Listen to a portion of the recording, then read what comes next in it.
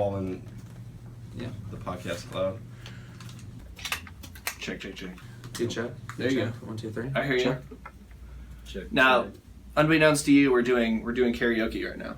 Yeah. Oh shit. Well, I did practice on the way over here, so. Beta Boys Media presents A Destiny podcast. A Destiny podcast. Howdy Guardians, how y'all doing out there? It's your main man Scott, aka BobaFace6604. We're here in the Beta Boys Media home studio. That's right, we're in the home studio. And sitting next to me on the couch happens to be, I think he just randomly walked in, just a drifter. Yeah, it's Andy, aka Glue Gun with 2 N's. 2 N's indeed. Welcome to A Destiny podcast. That is right. We're also joined in the home studio with Adam the intern. How you doing, buddy? How's it going? What's new, buddy? Doesn't matter because Datto is here yet again. So, we don't pay him. We don't not pay him for him to... not pay him. We don't not pay him. We do not pay him. You know, to talk at certain points. So. Okay, fair enough. But we don't pay him to talk. Right? Yeah, that's correct. It works around it's one of those. Okay. I don't get it either. I just wanted to get the record straight, just so we have it. It's on camera now. Just it is. Making it's sure true. It's in the it's contract. official. So when you don't get your paycheck, you know, you won't be just mad. not to thank this. us. Yeah, he can not thank us when he doesn't get his paycheck. It's a wonderful thing. But that's right, people. It's true. He's in the flesh. He's here. Destiny, darling, good man as well. Datto is back in studio with us. Thank you for coming, buddy. Hey, thanks for the invite back. Of course. And obviously, big things going on right now in the Destiny universe. Oh, yeah. And not only that, we've had you on the show before, and it was a little while ago, wasn't it? Maybe a year? When was the last time you were here? It was less than that, but it was still quite a while back when it was kind of slow. So I think it was House of Wolves still. Yeah, I want to say we were leading. Was it really House of Wolves? Yeah, we were like a few weeks away from leading into the Taken King, I believe. Oh yeah. So it was one of those. It is a year. It was that time where really nothing crazy was going on, you know. So it was a while ago. It's kind of a 180 to what's going on right now. Oh yeah, that's right. Rise of Iron has dropped a couple weeks ago, right? It's been a couple weeks, and no one's been in it as much as you have. I don't think. Like I think you're leading the charge for the Rise of Iron right now. Yeah. Well, as of recent, I've been leading the charge. Me and a lot of my clanmates have been leading the charge with the whole Outbreak Prime situation. That was We definitely want to talk about that today. Yeah, we can do that. Excellent. Well, right off the bat, like how big of a difference is it right now from when we talked to you last? Like, what's going on right now as far as Rise of Iron? Well, I've actually felt like I can actually contribute to YouTube again because, at the end of an expansion cycle, it's just like, okay, what made-up problem do I need to invent for a video today? And it's just like, once you've talked about everything that you can talk about or you want to talk about, it's just like, okay, well, now what the hell do I do? Yeah. But of course. Now that the expansion's actually out, it's like, okay, I can start going in depth with stuff again. I can start putting out guides again. I want to get more into kind of like the numbers game, like DPS, Theorycraft kind of stuff. I got something coming out soon on that. So it's nice being able to do actual content that people are asking about constantly. Like, what's the best this? How do I do this? What's better this or this? And actually get back to that again. So that's been very nice. Andy and I have not been able to do the raid yet. Okay. So we don't want to go super in depth with the raid, but overall, as far as impressions go, if you want to do like a vast painting overall of impressions here with Rise of Iron, like where you stand as far as this expansion? I've been having fun with it. It's definitely not perfect. I think one of the biggest problems that people have had with the expansion is that, one, it doesn't push the story forward. It's just it's another side we're going track. Backwards, kind of. We're learning about the battle, which in itself is cool. Yeah, but it's been 2 years now, and we started right here, and we are still right here. It's true. We haven't moved forward at all. So that's kind of something that I know has been bothering people. Next is Siva as like an enemy itself, kind of a very ambiguous kind of thing. Like, I don't know if you guys read much of the Book of Sorrows and the Grimoire for Taken King at all. A little bit. From the calcified fragments. Basically, We dabbled. They make it seem like Oryx was the biggest, baddest dude who's ever been in the universe ever at any point, and we killed him. And he's now dead. it's Siva. So who's left? Yeah. Right. It's like where do you go from there? And Siva is like we don't really know where it came from, and we don't get the context. And it's like, is it still there? Like, what are the implications of it? What exactly still is being it here? And then even in the raid, it's like, okay, well, we beat the raid. Does it mean it's dead now, or is it still there? Or like, it's kind of ambiguous, and you don't really know what's going on with it. So, right.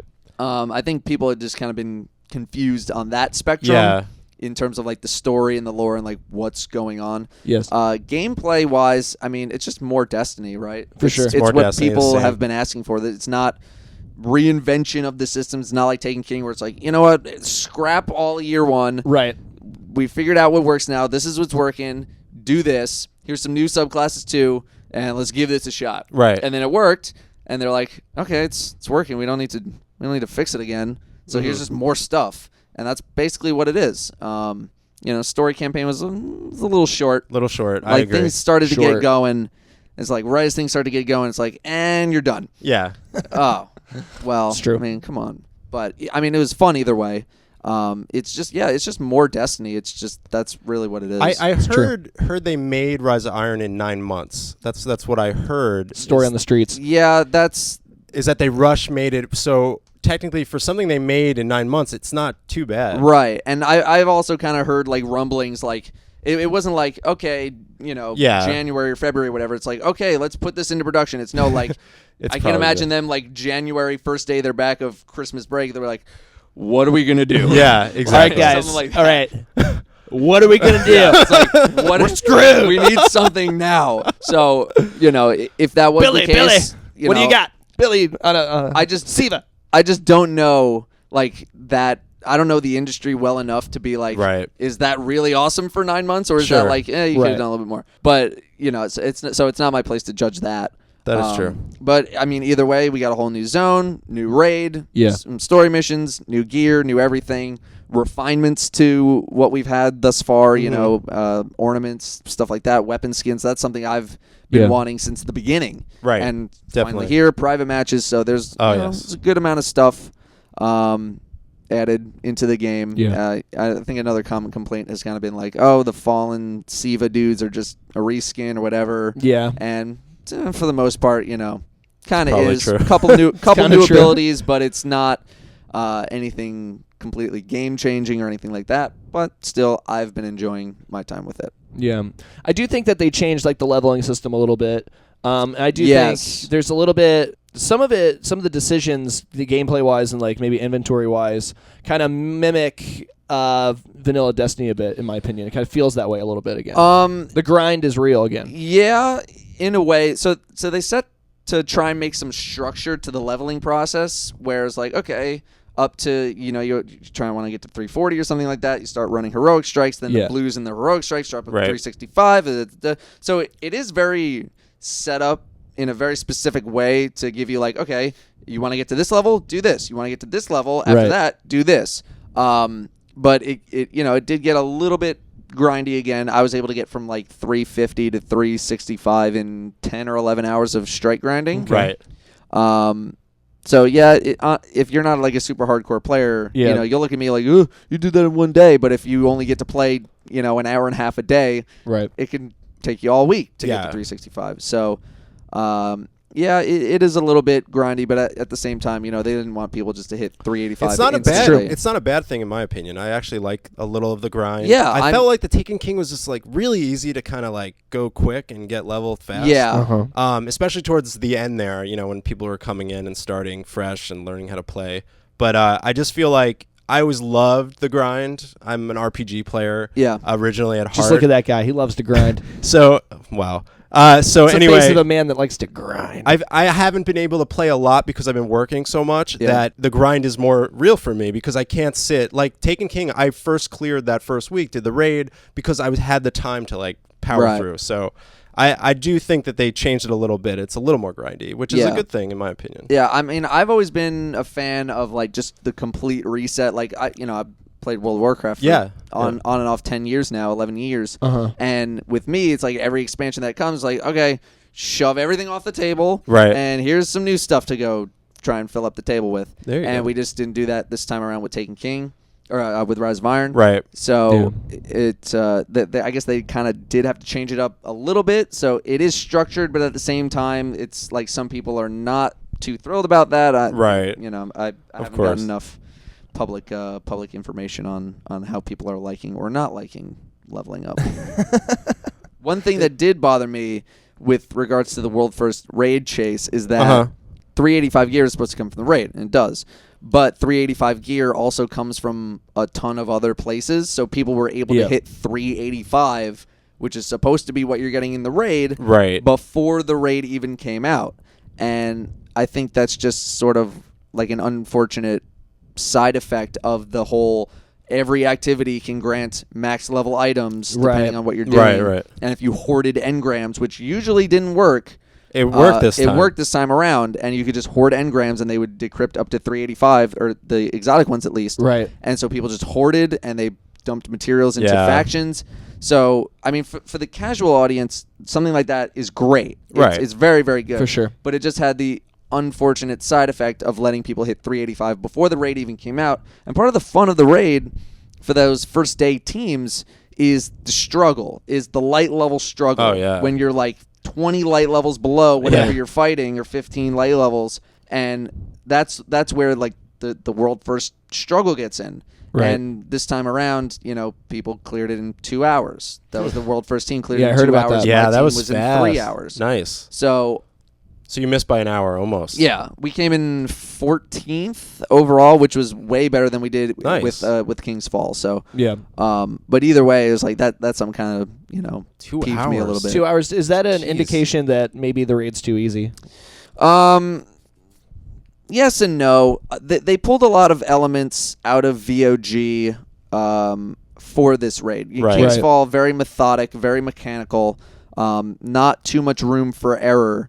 But the thing about King's Fall was that the fights, at least Oryx, was not rewarding based on your gear level no matter what. No matter what your gear level was, you could be 335, you could be 300. Right. You always had to do that fight all the way through, 10 minutes long. Nothing you did improved the speed of the fight. So it never felt like you were growing as a character. Right. Whereas with Wrath of the Machine, you do have that growth. As soon as you start to get higher level weapons and higher level armor, and your light level increases to max, you're going to be doing way more damage. And bosses all take damage from you instead of some mechanic.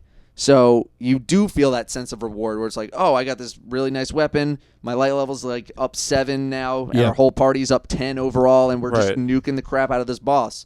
So yeah, it's like VOG. VOG had that feel. Right. It's like when I finally got the corrective measure, I'm like, I could bang out oracles now a little bit better, a little bit easier, like. And I think overall, just like people's experience levels with the raids, like it's tough for Bungie to surprise mechanically, because we've learned so much about how they like to design their raids, and people just have experience and stuff like that, where it's getting a little bit easier to kind of figure out what Bungie wants us to do. And unfortunately, that's sort of like a limitation of the first-person genre. You can't really have you can't have 80 debuffs and like all these environmental hazards and mechanics, because you can't see. And you can't look at tooltips in the middle of a fight. You can't potion in the middle of a fight. You can use a heavy ammo pack. That's it. So there's a lot of limiting factors in there as well. No, it's not to say that's a horrible thing, because I think the raid was still fantastic for what we got. And I'm hearing it's super fun. People like it. Very high action. Yeah. And I think I like it more than King's Fall, because I like the final boss more than I like Oryx now. Just because it's a really fun fight. There's no heroes. There's no that one guy who has to be the sword guy or the brand guy or whatever. Everyone can be a hero. Everyone can be clutch, and everyone can mess up. And it can be anyone's fault at any given moment. So, and there's a lot of randomness to it. Not random enough that you're just like, you don't know what you're doing, but random enough that everyone needs to know what they're doing. Yeah. And that's what I really, really appreciate about the final boss. Yeah, because cool. King's Fall was so mechanical, so annoyingly mechanical. But as a super WoW nerd, I really liked that after what we got with like Crota's End. Yeah, True. And, Crota's End, yeah, and had its issues. Prison of Elders. So like as soon as we got that raid, I was like, this is amazing. Like, Right, I absolutely. love this kind of stuff. But Yeah. now having done it for an entire year, it's like, okay, well, I know I don't like doing Oryx every week. Golgroth I Right. really enjoy. Yeah, War Priest Golgroth is wasn't fun. really that much of a challenge. I thought Golgroth was the best raid boss in the game. He was awesome. all time until the final boss of Wrath of the Machine. Really? I like Wow. that boss It's high more than praise. Golgroth. Yeah. That's high praise. Nice. I'll agree on the Gorgy thing. I thought that was a tough. I remember the first week doing it. I was at Gorgoroth and I'm like, this is fucking tough. Like, Yeah. what's Oryx gonna be like? Rather, when I say Golgroth, my team does the 6 orb Okay. method. Oh, not like the whole original way you're right. supposed to do Yeah. it. So right. when I say Oh, like, yeah, that it is the best boss fight when done in what I believe Absolutely. to be the intended way. When you just do the 1 orb thing, it's whatever. But when you do it the intended way, it is one of the best fights in the game. Yeah. I think that first Interesting. week I did it, we did it the normal way. That's Right. how everyone was kind of Right, getting because through no one it. knew how the, it works. the other ways. The waiting in line one, I couldn't even believe that one. That one's a little. I don't know if you ever did that I one. have no idea what that is. So there's one where you literally you wait in line. Each person has to get. This is in challenge mode. Gorgoroth. Oh, so yeah. It's like I don't know, single file. Everyone grab Gorgoroth's gaze. Yeah. 1, 2. 3. I understand, like, for a more casual audience, It's if you got- probably if you gotta easier. get it done like that, all right. Whatever way works. My team did the 6 Yeah. orb, and it was fun. It was fun to showcase that even on my stream too, because like Yeah. I'd get people coming in every week. They're like, "What are they doing? Like, this They're is how doing you do it it for real. Yeah, like why are you doing it real? Why not just do the 1 orb thing?" I'm like, There's some how's cheesy it bastards gonna out there. look if I claim to be some super PvE wizard if I'm doing the 1 orb thing? Yeah. How's that Yeah. gonna look? So Yeah. Very true. What about lengthwise? What did you think of it lengthwise compared to other raids? I mean, it's basically equal or pretty close to it. A full raid clear is going to take you a half hour to 45 minutes, assuming Yeah. you don't wipe or anything like that. Right. King's Fall took maybe slightly longer because it was a longer experience. Yeah. Definitely.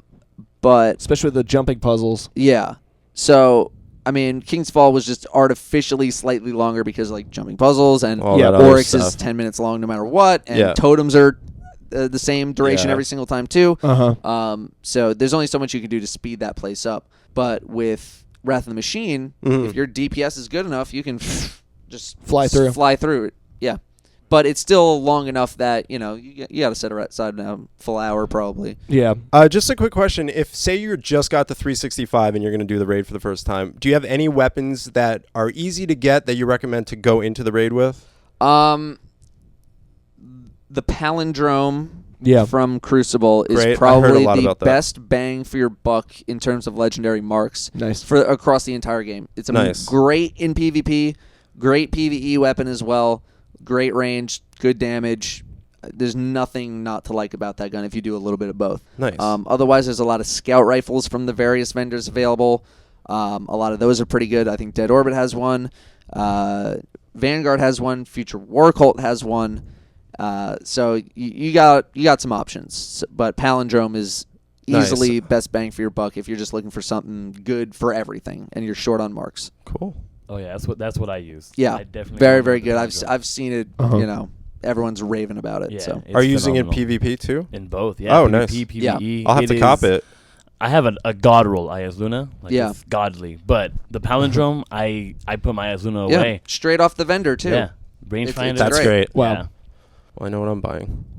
Oh, yeah? So. Do you have the marks? I bought a lot of Dead Orbit, just to get my light level up. But I'll have enough to get It's it. super easy to get marks now too Yeah. because public events give 15 marks for your first completion of the day. Wow. Yeah, that's great. And that's per character too. So you can have 135 marks in 3 days by doing 9 public events yeah. Right. Oh, wow. across 3 characters. So they've made it very very easy to stock up on marks. Now, one of the coolest things about Destiny is some of the hidden things that we've seen throughout the years. Most notably, possibly the Black Spindle. that whole Yep, thing that yep. That people was a just great kind of one. stumbled upon, and it ended up like leading to a really cool gun. Just recently, you know where I'm going with this, Datto. Oh, yeah, I know. Just recently, there was an ARG that was found online, and this is where I first heard about this whole thing. Is like I love ARGs and alternate reality games for those the uninitiated.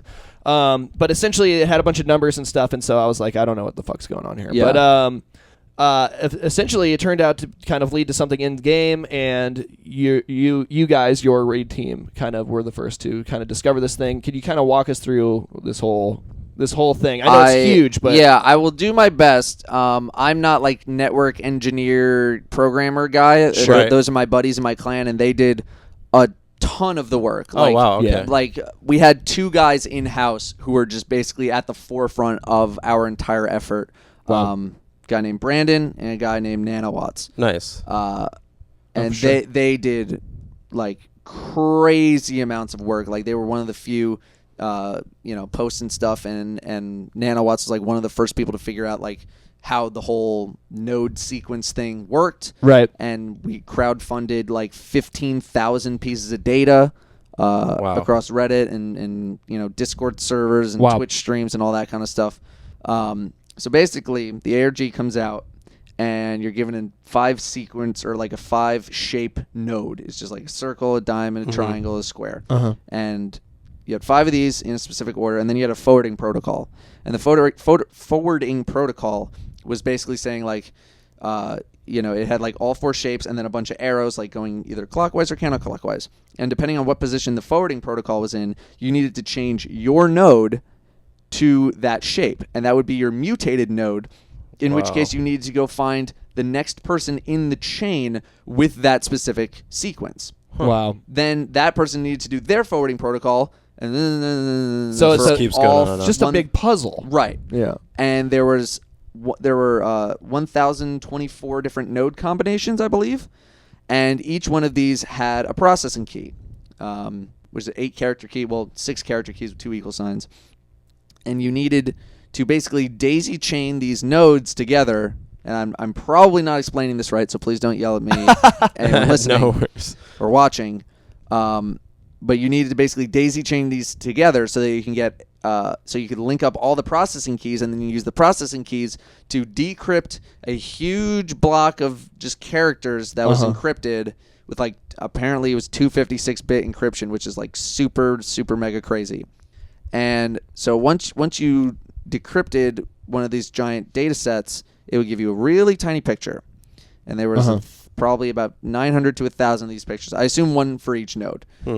And you have all these puzzle pieces, basically, and then you needed to put them together. And that made a map of what everyone has been calling the Diamond Room in the raid. Right. And in the Diamond Room, there were a bunch of like server cylinders kind of in the ground. There's like, I couldn't tell you how many, but there's a lot in the ground. Many.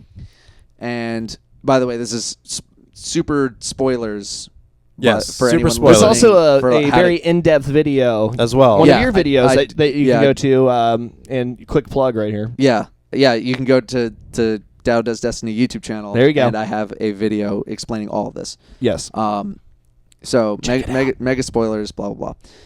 So that map had 4 different servers that you needed to stand on. And if you stood on those servers, the diamond would turn on.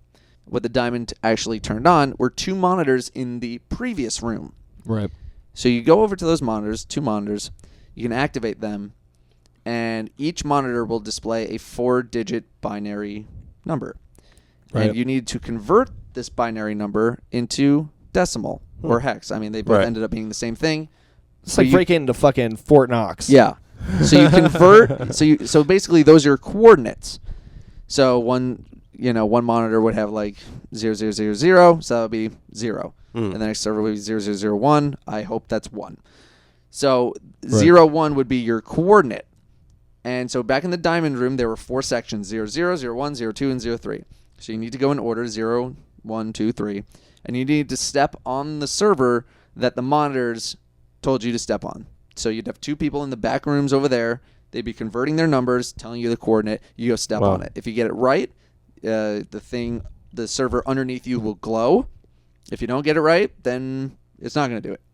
You go around to each 4 of the coordinates that you need to do. If you get it all right, the thing in the middle opens. Right. The thing in the middle reveals a monitor that you can activate, similar to the ones that you use to find the coordinates. And in the raid are 4 other monitors that were very well hidden that you needed to go turn on all at the same time in the same run. Sorry, not at the same time, but you needed to turn them all on in the same run. There's one in the first boss room. There's one in between the first and the second boss. There's one at the second boss. There's one in between the second boss and the last boss, and then there's one in the last boss. Right. You turn on all the monitors. There's a secret room in the final boss room. You go in there.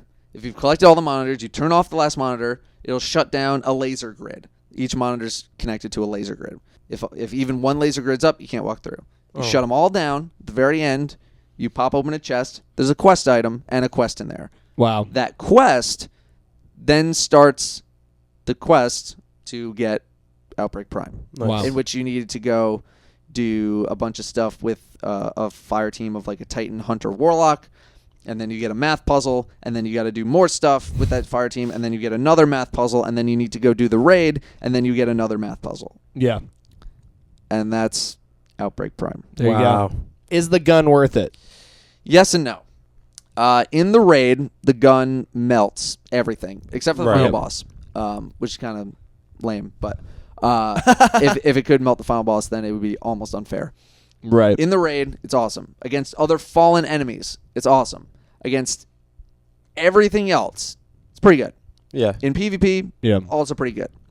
The truly impressive thing is that you can deal so much damage to fallen majors because of the bonus on it. Because there's 2 bonuses on it, and not a lot of people realize that.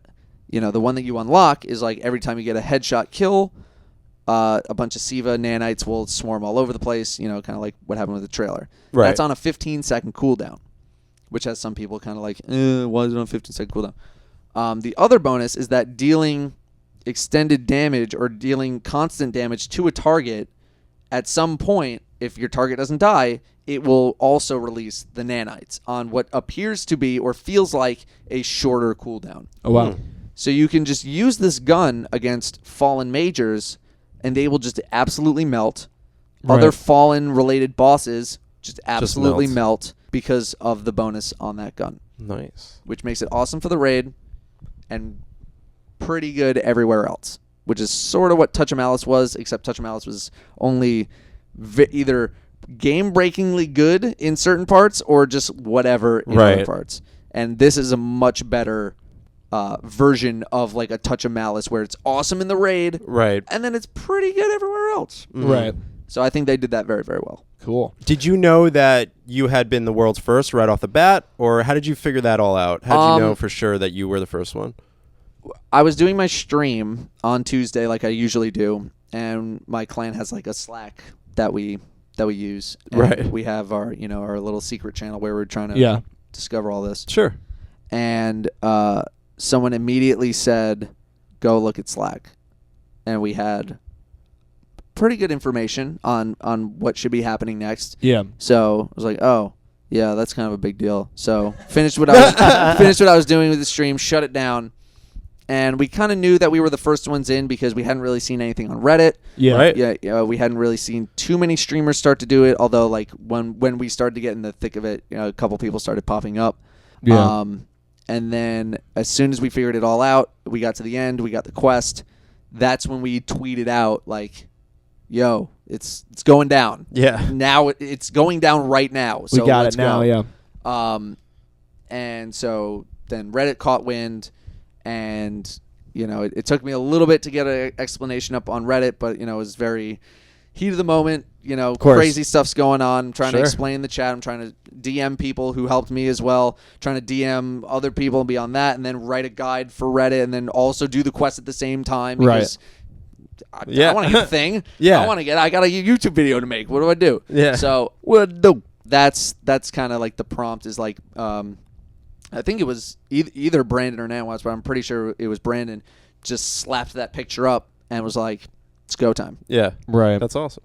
That's Now, really cool. What does it say about a game like Destiny that this kind of thing is even included into it? Because like other games, like I've never heard of any other game like this where there's like, you know, meta games. There's like ARGs attached to it, leading to stuff like how does this like factor into Destiny? I think it was Bungie responding to people who thought Sleeper Simulant was anticlimactic. Yeah. Because that's what it was. Yeah. It totally was. A lot of people agree. thought that there was going to be more hidden stuff to it, like people doing analysis on crazy stuff in game that had absolutely nothing to do with it, and then the whole thing comes out and it's like, oh, that was it. Great. That's it. It's Yeah. over. So Bungie's like, all right, fuckers, here we go. Here you go. It's time to go. Yeah. And so they Figure this probably shit use out. that as a influence on designing this. At least I hope so. You know, they probably took that feedback like, all right, you want something crazy? Here we go. Yeah. And they totally nailed it. That's cool. It's totally mathematical too. It's like really intense. Like very, very few people could I imagine would know how to do that. Like that kind of stuff. So like the people in my clan who are able to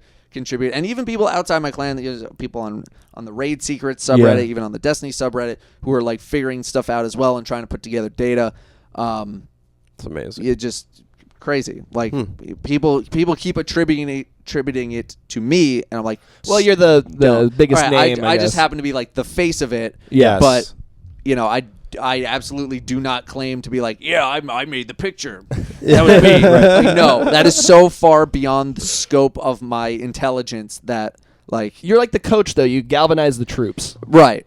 Yeah, I Totally. Whistle. just kind of ended up being the face of it. But like whenever someone was like, "Thank you, Datto, for helping me get the thing," it was like, no, it was my entire clan and Reddit and the Raid Secrets dudes and like everyone who contributed data is all those dudes. How many wedding propositions have you gotten? Because of Zero. this? Marry me, Datto. But I have gotten a lot of thanks. So, There you go. And the clan has gotten many thanks too. That's so nice. I've sent a couple gifts to people as thank yous as well. That's cool. Awesome, man. And you know, it's just like because that's that's another world first situation that happened, and it's like to be at the forefront of the Touch of Malice one, which wasn't as crazy. You know, it's like there was I remember last year for Touch of Malice, like someone kind of posted a little something on Reddit, like, "Hey, my friend started doing a thing, and this happened." Right. And then me and my two buddies are up at 1:30 in the morning, like, well, it's time to go check this out. And then I worked all night, and I got the first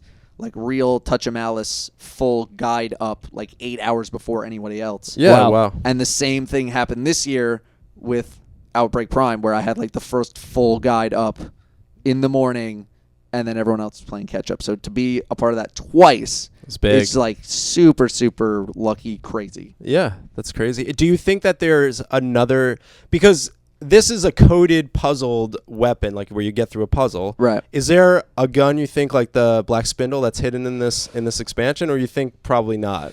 One secret per expansion. Or no, but think about it. I mean, they had the Touch of Malice quest, and the Black Spindle was hidden somewhere. And you know, Sleeper Sim a little bit a as little well. bit. So I think there's a chance. You know, there's always a chance. I think that there's there's a something chance. out there.